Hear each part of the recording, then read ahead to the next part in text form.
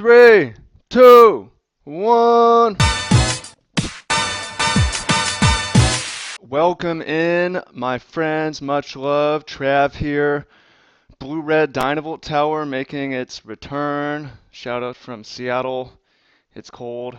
It's wet, but we're getting spicy here with some Harness Lightning and some Galvanic Bombardment. So, I wanted to update this deck because I know a lot of y'all got into it after it did well at the Pro Tour, but it hasn't performed that well recently because Green-Black Delirium has kind of been a tough matchup. How do we fix that matchup? Blue-White Flash has been all right. Red-White has been okay. So this is an update of making the deck a lot more competitive. Supposedly, actually, it's got sent my way from my buddy Sean Pottinger. What's up, Sean? From Oahu, Hawaii. I stayed with Sean for a week before Pro Tour Kaladesh, and we worked on the deck together. He top 8'd the Moto PTQ. I finished just outside the top 8 of the Pro Tour, and we watched Blue Red do really well in the top 8. And Sean has also played in 7 Pro Tours, so he's good. I kind of got off the deck. I've been hyping Green Red Marvel. That deck's really good. But Sean's been brewing around with this, and he shared with the mastermind, like, yo, I'm 23-5 in leagues with this deck right now. That's pretty good. I'm paying attention. 23-5 is a really high win rate. So I copied his main deck exactly and have a few random tweaks to the sideboard. But we have the same core here of Dynavolt Tower as a 3 of, Harness Lightning, and Galvanic Bombardment for early game control that in the late game through Tower can take down some bigger stuff. So I guess there's a few interesting changes here. We're not playing white anymore. I moved away from this as well. The Inspiring Vantage is, you just don't want your 6th land to come into play tapped because you want to Gear Hulk on curve. White doesn't necessarily add that much. How can we just make it straight blue-red or straight blue-white, as people have been doing, straight green-black, red-white splash, green-red, right? But how can we have more gas? Like, how can we have more power versus green-black? Well, we just need more cards. And one of the keys here is take inventory. It was really interesting. It is clunky, it is slow, but as the late game goes on, first one draws 1, second one draws 2, third one draws 3. This is actually happening. We can pull way ahead and beat black-green that way, beat blue-white. Catalog is an interesting one. It's cheaper than Glimmer. It lets us get inventory, get Essence Flex into the graveyard, which we'll talk about in a minute. It is a funky one, but it's in here. 2 Glimmers. 1 negate, 1 rebuff, 3 void shatters.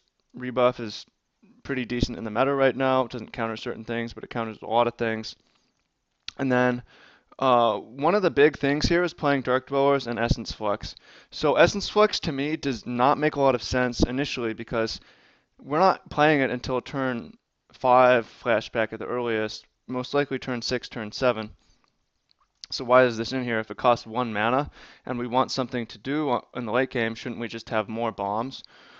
Well, the interesting thing is a lot of the times we'll play a Dark Dwellers or a Gear Hulk to stabilize. The opponent has unlicensed Disintegration, Deck and Stone, Stasis Snare, whatever.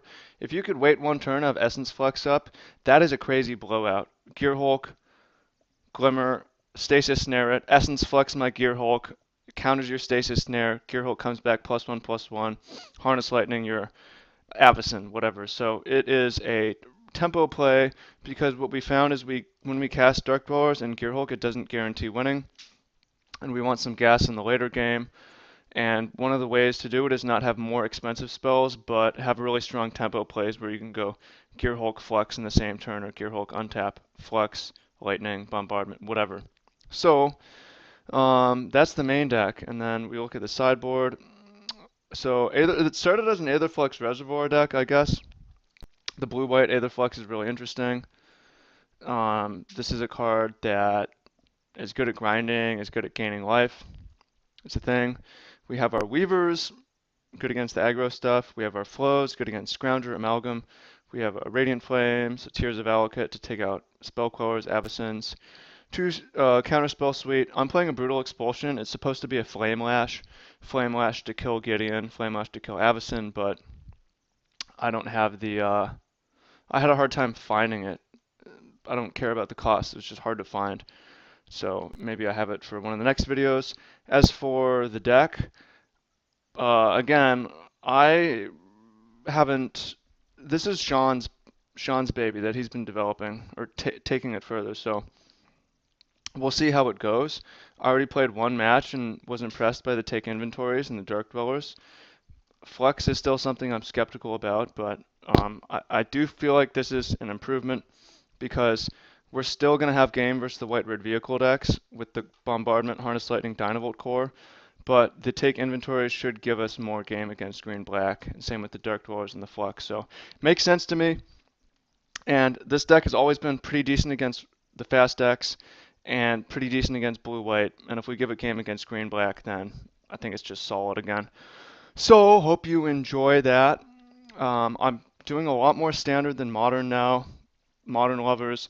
The reason why, two reasons. I've been talking about this a lot. A lot of reasons, three reasons. I'm preparing for the Pro Tour, and I just want to play a lot of standard for that because modern's irrelevant. And then modern is just stagnant and stale to me. I am sick of playing against the same decks, even if I come up with new decks. And then part of that is it's also non-interactive. Half the time you get paired against ad nauseum or something that's just not paying attention to you. That's really what the format is. I get that you can buy in with one deck, but are you really going to have be just as fresh on that deck 7 years later? I don't think so. It gets old. So I like that standard rotates. I find modern to be more expensive because one deck does not satisfy my creative needs forever. So a lot more standard coming, a little bit more modern coming. Potentially a cube draft this week as well. Much love. Let me know what you think and click on the links below in the description. Got some cool stuff coming. Deck Master ebook and free deck course. You should check that out. So Magic for good. Uh, have a beautiful, beautiful, blessed day.